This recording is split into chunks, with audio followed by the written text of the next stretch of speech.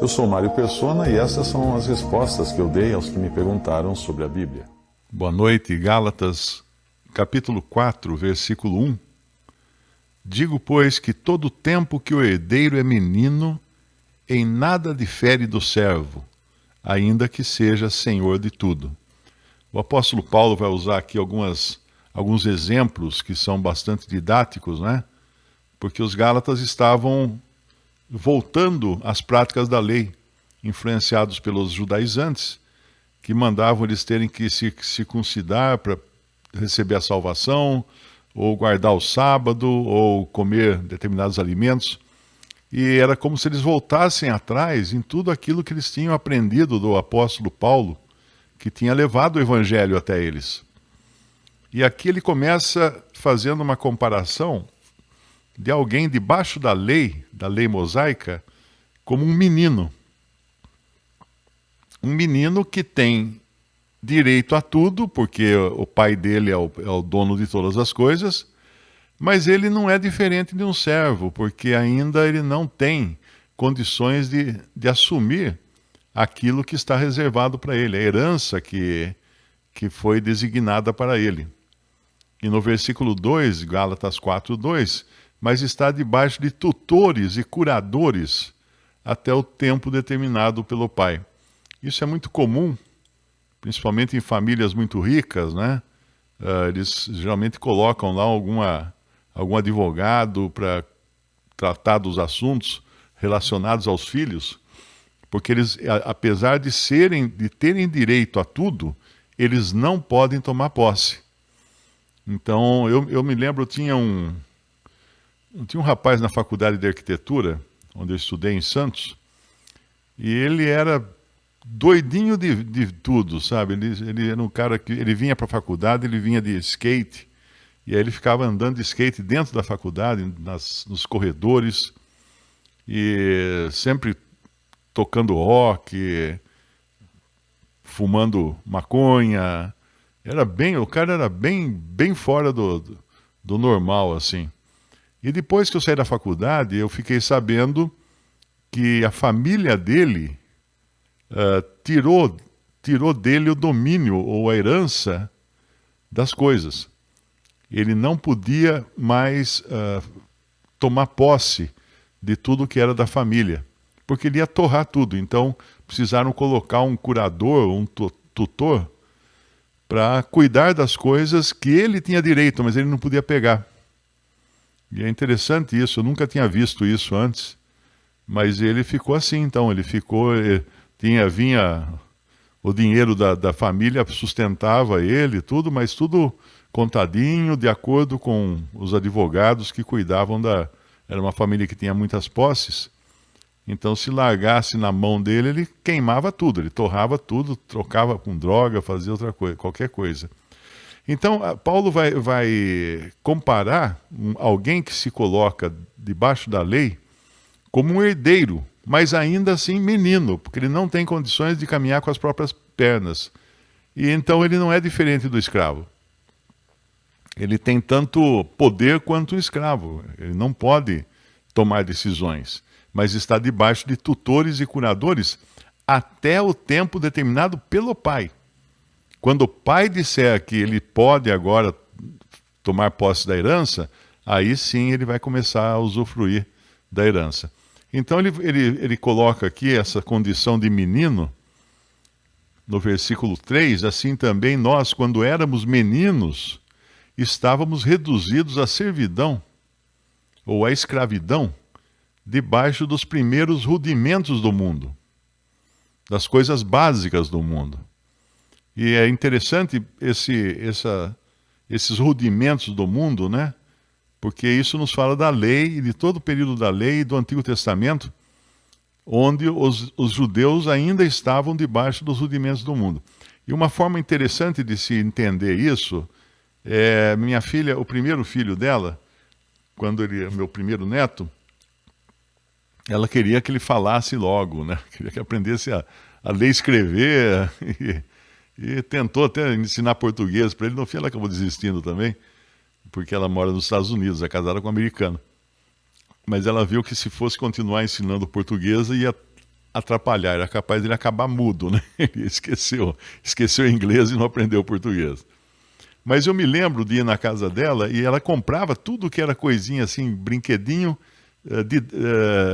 didático, né? Para ajudar a aprender. Então ele tinha muitos blocos de madeira ou de plástico, com desenhos de bichos, de plantas, de carros, Então tinha lá o carrinho e tinha lá um C de car, né? Para ele começar os rudimentos da letra. Todos nós acho que aprendemos assim, né? Eu aprendi com uma cartilha, Caminho Suave chamava-se a cartilha, era a mais famosa da minha época, nem sei se existe ainda hoje. Mas tinha muito disso, eram figuras, eram desenhos, geralmente o desenho formava uma letra que era para você aprender a partir de desenhos. O Antigo Testamento é uma cartilha, são os bloquinhos com desenhos, porque são figuras de coisas que iriam ser reveladas no Novo Testamento. Esse era o papel do Antigo Testamento, eram figuras, não era a coisa em si ainda. Então esse menino, o judeu, estava, por tempo determinado pelo pai, debaixo de curadores e de tutores, e brincando com bloquinhos. Não tinha ainda, ele brincava com os rudimentos do mundo, com as coisas básicas, porque ele ainda não tinha a capacidade de entender coisas mais profundas ou de ler todas as letras, ok? Mas vindo a plenitude dos tempos, Deus enviou o seu Filho, versículo 4, nascido de mulher, nascido sob a lei. Então a plenitude dos tempos é quando Cristo vem ao mundo como o Filho de Deus, justamente para inaugurar algo totalmente novo, para libertar aqueles que estavam debaixo da lei. Cristo veio remir os que estavam debaixo da lei, a fim de recebermos a adoção de filhos, em Gálatas 4:5. Não é? Então uma pessoa hoje que insiste em se manter debaixo da lei é como um filho que não quer receber herança, um filho que não quer ser tratado como um adulto. Não é?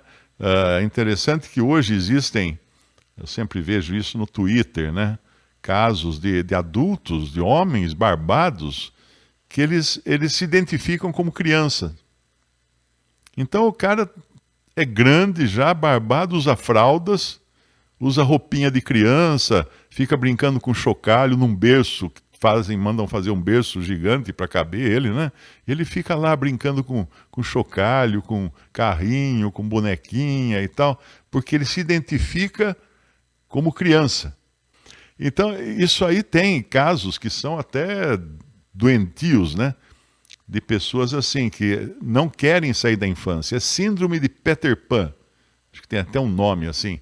O cara não quer sair da infância. Ele vive como se fosse uma criança, fala tudo errado, como se fosse uma criancinha, um bebê, porque ele não quer abandonar aquela fase da vida dele infantil.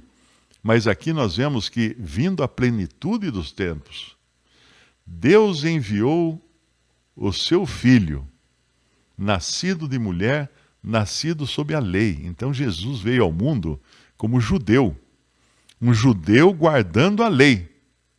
Mas ele iria morrer depois. E quando ele morresse, a lei não ia ter mais nenhuma aplicação sobre ele. Porque uma vez morto o homem, a lei cessa de ter efeito sobre ele. Não, a pessoa, por exemplo, o cara é um condenado à morte, um assassino, alguém com uma culpa grande, aí então eles vão matar o sujeito, vão enforcar, vão sei lá, botar na cadeira elétrica e tal. No dia seguinte, ele não tem mais que guardar lei nenhuma, ele não é mais culpado. Morreu, com a morte dele, encerra toda a culpabilidade dele. Eu me lembro quando teve aquele mensalão, que agora dizem que não teve, vai viver num mundo desse, né?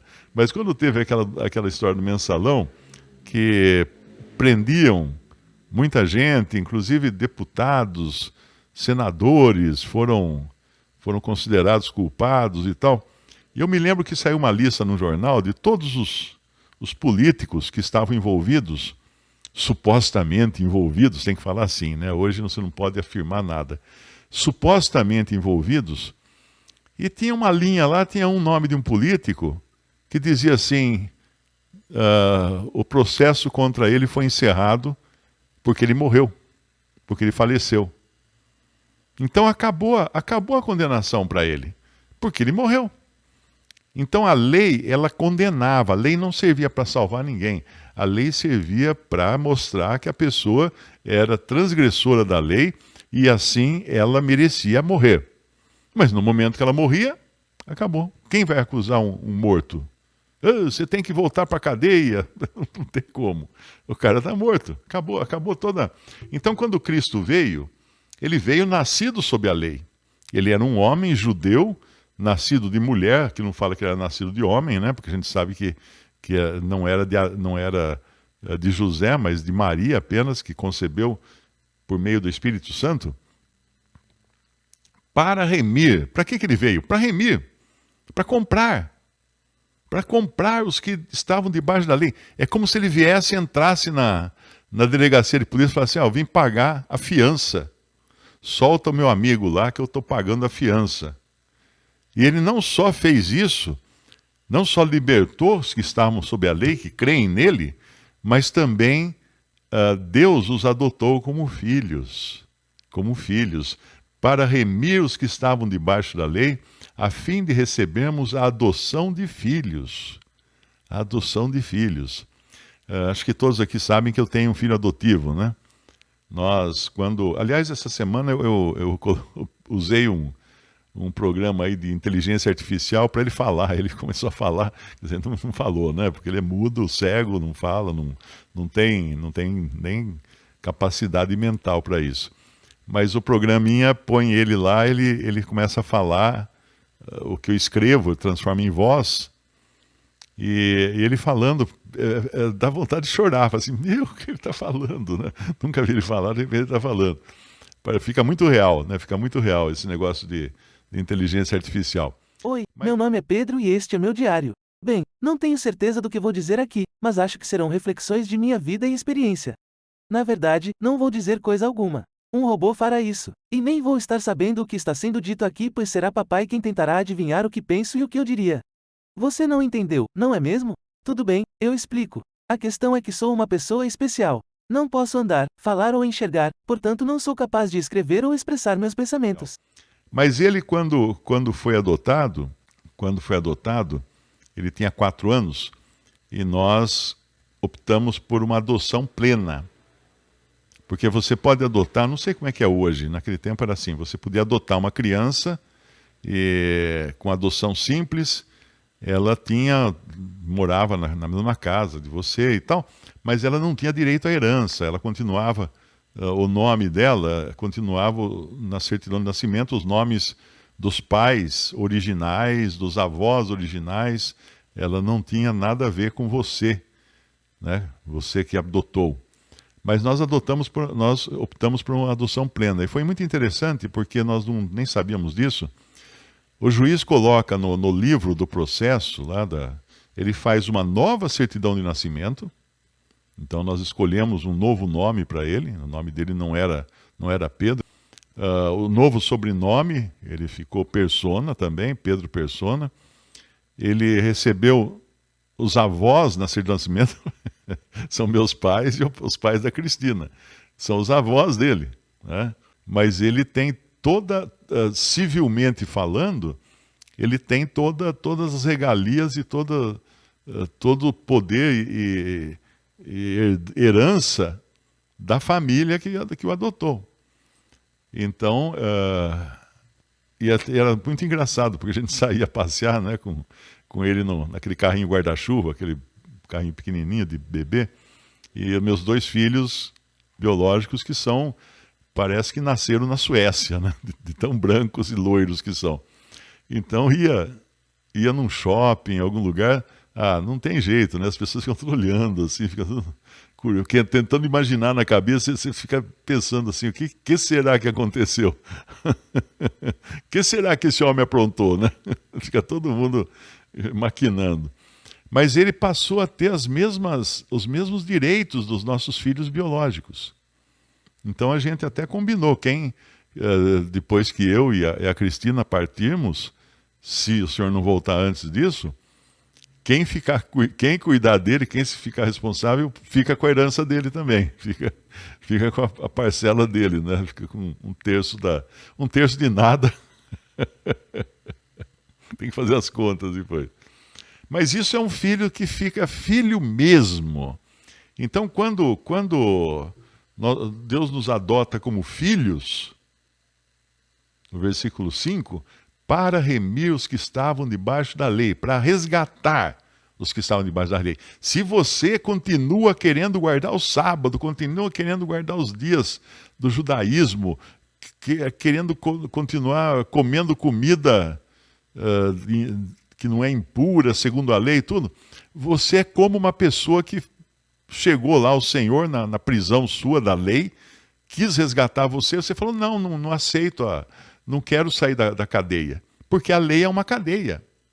A lei é uma cadeia. A lei mosaica é uma cadeia que limita. Para isso ela foi dada. Deus deu a lei como uma cerca para o seu povo não se misturar com outros povos, não se contaminar com outros povos, mas ficar protegido, que nem criança quando tem cercadinho, né? Quantos filhos a gente punha no cercadinho, né? Já vai aparecer alguém aí dizendo que é ilegal, que não pode tolher a liberdade do bebê, não pode, cárcere privado. Vamos começar a chamar aquele cercadinho de cárcere privado. O mundo está tão louco que eu não duvido mais nada, né? Mas o que acontece quando, para remir os que estavam debaixo da lei, a fim de recebermos a adoção de filhos. Essa adoção é plena, é total, é completa. É como se nós recebêssemos o DNA de Deus agora, porque somos chamados filhos de Deus. Nascemos de novo em Cristo, somos nova criação em Cristo. E no versículo 6, ele deixa claro, porque sois filhos,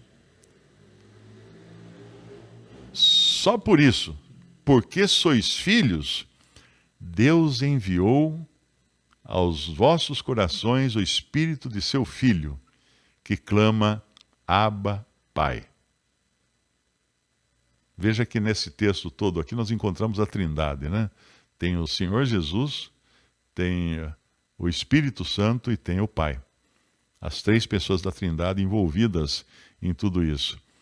E tem um autor que ele diz assim, uma frase que eu anotei aqui, Cristo, aquele que por natureza é o Filho de Deus, se tornou filho do homem, para que nós, que éramos por natureza filhos do homem, pudéssemos nos tornar filhos de Deus. Que maravilhosa mudança, realmente, né? Cara, se você está nessas de adventismo, de legalismo, de judaísmo, larga a mão disso, você não quer ser membro da família de Deus, você não quer chamar Deus de Pai. Nenhum judeu podia chamar Deus de Pai. Você quer apanhar? Entra numa sinagoga e faz uma oração do Pai Nosso, por exemplo. Pai Nosso que está no céu. Vamos pôr você para fora. Mesma coisa numa mesquita islâmica, porque eles acham uma abominação alguém dizer que é filho de Deus.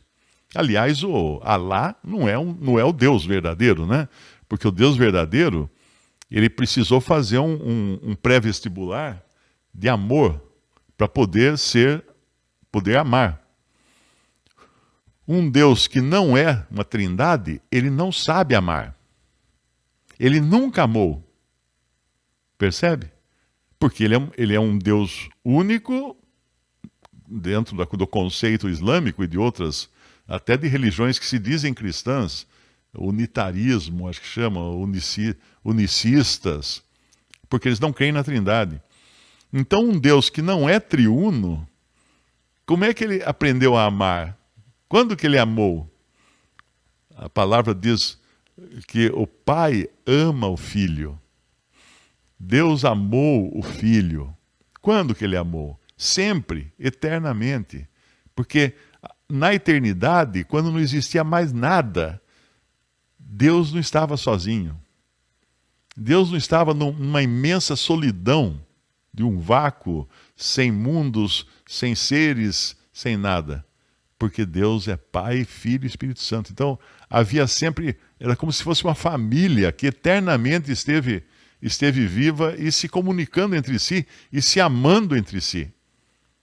E esse Deus é o Deus que é chamado de amor. Deus é amor. Não é? Deus é amor. Como que poderia um Deus unicista, ou um Deus islâmico, Alá, ser amor, se ele nunca soube o que é isso? Nunca soube o que é amar? Mas o Deus bíblico é amor, porque na eternidade ele já era, já tinha Pai, Filho e Espírito Santo, já podiam se amar. E quando fala que Deus enviou o seu Filho ao mundo, ele só podia enviar seu Filho ao mundo se o Filho já fosse filho na eternidade. Já fosse filho desde sempre. Mas eu fugi um pouquinho aqui, voltando. E porque sois filhos, Deus enviou aos vossos corações o Espírito do seu Filho, que clama, Abba, Pai. Assim que já não és mais servo, mas filho. E se és filho, és também herdeiro de Deus por Cristo. Você não está mais na escravidão, não está mais no cercadinho. Não está mais. Tem uma passagem muito boa para entender isso, é quando o Senhor Jesus fala das ovelhas, né? Que o verdadeiro pastor, ele entra no redil, no estábulo, na cocheira, né? E traz para fora as suas ovelhas. É linda aquela passagem de João, porque o pastor, o que o pastor faz? Ele entra num lugar que é cercado. E essas ovelhas ali eram os judeus que estavam dentro daquele cercado, protegidos por leis, por cercas, por uma série de regulamentos. Mas o pastor entra lá e sai, mas não sai sozinho. Imagina a cena, o pastor entrando lá no redil, né, esqueci o nome agora, não é cocheira que fala, no aprisco. Entrando no aprisco, que tem cercas, porque ele pode abrir, ele pode entrar, mas aí ele sai. Ele não sai sozinho. Ele sai seguido das suas ovelhas, das suas verdadeiras ovelhas. E Deus fez isso para que houvesse um só povo, depois que inclusive vai incluir também os gentios, né? Mas do lado de fora do aprisco não tem cerca. Eu gosto de uma definição que diz que um aprisco é um rebanho mantido por cercas. E a igreja hoje, por exemplo, é um rebanho mantido por um centro. A pessoa de Cristo no centro é que mantém o rebanho em volta. Eles não se dispersam, porque mesmo não tendo cerca, eles ficam atraídos por um mesmo eixo, pelo mesmo centro. Como são os planetas, né? Sempre tem um Sol e os planetas em volta, eles não estão presos. Não existe uma cerca gigantesca no espaço para prender os planetas. Existe, sim, a atração que o Sol exerce sobre eles. E assim é Cristo também sobre nós.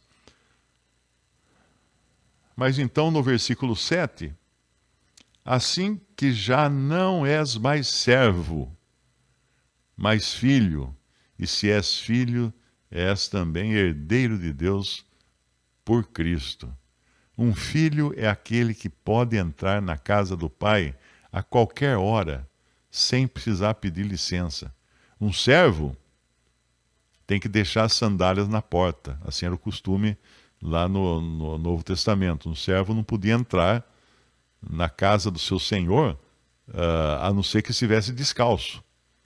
Mas o filho podia entrar calçado. Tanto é que quando conta a história do filho pródigo, o pai manda colocar calçados no filho.